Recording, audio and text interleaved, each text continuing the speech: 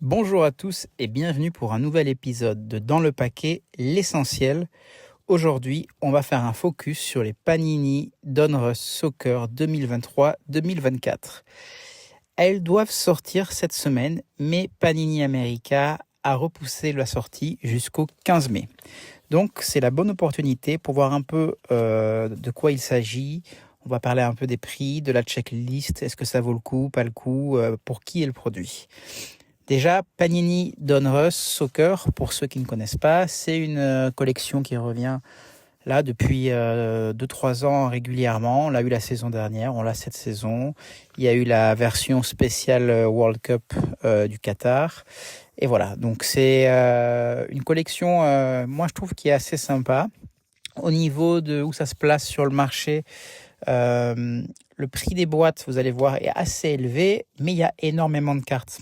Qualitativement, c'est comparable à du Panini Score au niveau du papier qu'ils utilisent. Les optiques, donc pour les cartes bases, et les optiques, voilà, c'est un peu comme du chrome, on va dire. Voilà, c'est pas la meilleure qualité de carte, mais c'est pas vilain non plus.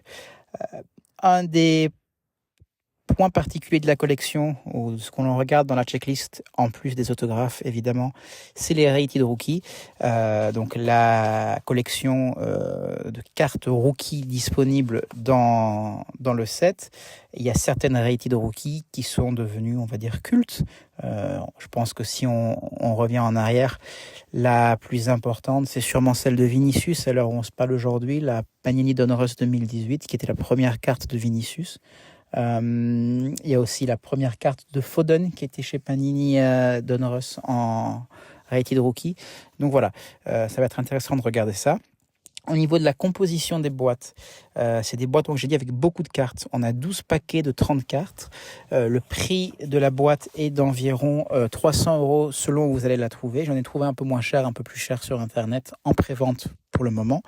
Sachant que, contrairement à Topps qui vend directement en Europe sur leur site internet, là il faudra aller chez Panini America aux États-Unis pour en acheter sur leur site internet. Donc voilà, vous pouvez trouver des précommandes dès aujourd'hui, sachant que le produit sort le 15 mai. Ensuite, il y aura aussi, alors pour la Hobby Box, donc j'ai dit 300 € pour un peu plus de 300 cartes, sachant qu'il y aura une carte autographe garantie et une carte Memorabilia Patch garantie. Donc ça, c'est pas mal. Plus un nombre incalculable d'optiques, donc c'est-à-dire de cartes chrome. Il y en a une centaine dans la boîte, plus des inserts et quelques numérotés aussi. Voilà, ça sera disponible aussi en blaster à environ 30 €. Dans les blasters, là, par contre, il n'y a pas de garantie au niveau des autos, des mémorabilia. Mais bon, c'est beaucoup moins cher et vous pouvez avoir par chance une belle numérotée, voire un auto ou une case-it. Quand on regarde la checklist, on a 200 cartes. Ce qui retient notre attention, il y a deux choses principales. La première, pour nous qui sommes français, le PSG n'est pas dans la liste cette année. Donc, pour voir des joueurs français, il faudra aller voir sous un maillot d'une équipe étrangère ou en équipe de France. Il y aura donc par exemple une Mbappé équipe de France.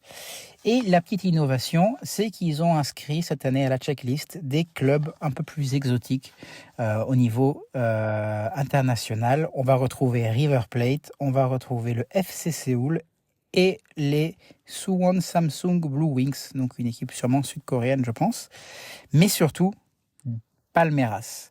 Pourquoi je dis mais surtout Palmeiras? Parce que Palmeiras, c'est le club de Endrick, le prodige brésilien qui a signé au Real Madrid pour la saison prochaine.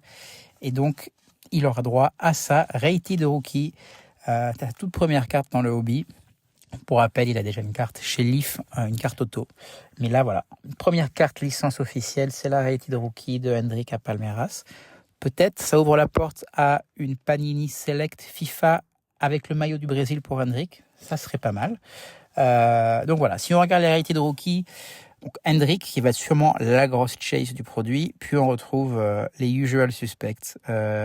Yamal de Barcelone, Güler, Real Madrid. Alors Güler, Real Madrid, Rated Rookie, bof. Oui, c'est la rookie Panini, sûrement. Mais la vraie rookie de Güler, c'est chez Topps Stadium Chrome et Topps Merlin Chrome l'année dernière avec le maillot du Fenerbahçe. Pour les fans de Metz, vous allez retrouver la Rated Rookie de Georges Mikautads. Je ne prononce pas très bien, mais quand il était sous le maillot de l'Ajax. Voilà, après, rien de extrêmement intéressant. On regarde, avant de parler des autos, les 2 case hits de la collection. La première, Kaboom, parce que voilà, Kaboom c'est culte. Et en plus, ils arrivent cette année avec les cartes Kaboom et les cartes numérotées Kaboom qu'on n'avait pas eu en foot depuis pas mal de temps. Numérotées à 1 sur 1 avec les Blacks et à 10 avec les Gold qui sont magnifiques. La liste des Kaboom, je vous la fais rapidement. Intéressant, il y a Messi, Rodrigo, Odegaard, Saka, Mbappé, Musiala, Yamal, Leao, Kane, Vini Junior, Pedri, Rice, Haaland, Foden, Hendrick aura une Kaboom rookie.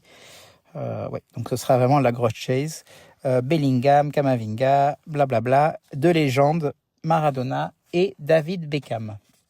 En ce qui concerne les Night Move, elles seront disponibles en base uniquement, donc pas numérotées.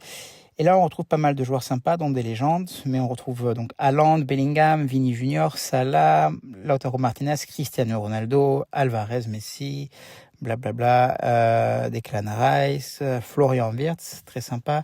Et en Legend, vous allez avoir Thierry Henry et Zinedine Zidane.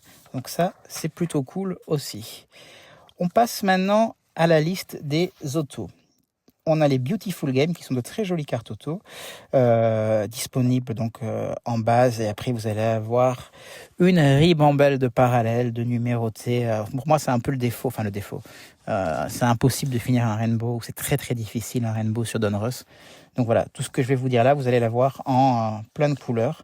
Mais la liste auto est plutôt sympa. On retrouve Haaland, on retrouve Moukoko, Donnarumma, Declan Rice, Kylian Mbappé, donc ça c'est bien, Lewandowski au FC Barcelone, des cartes du FC Séoul et de l'autre club coréen, pourquoi pas.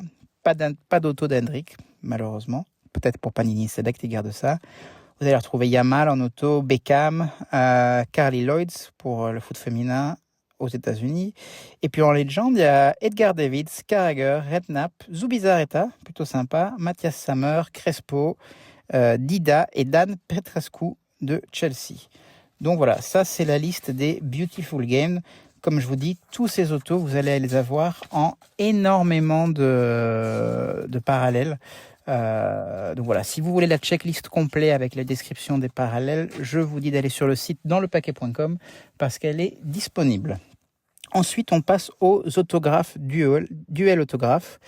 Il y a des trucs sympas dans les duels autographes, il y a des trucs qui on s'en fout un peu, mais des trucs très sympas comme Yamal, Fermin Lopez au Barcelone, Megan Rapinoe, Carly Lloyd pour les USA, Rodrigo, Vini Junior au Real Madrid, Gavi, Pedri en Espagne. Donc ça, c'est pas mal du tout. Pareil, là, vous allez retrouver énormément de parallèles.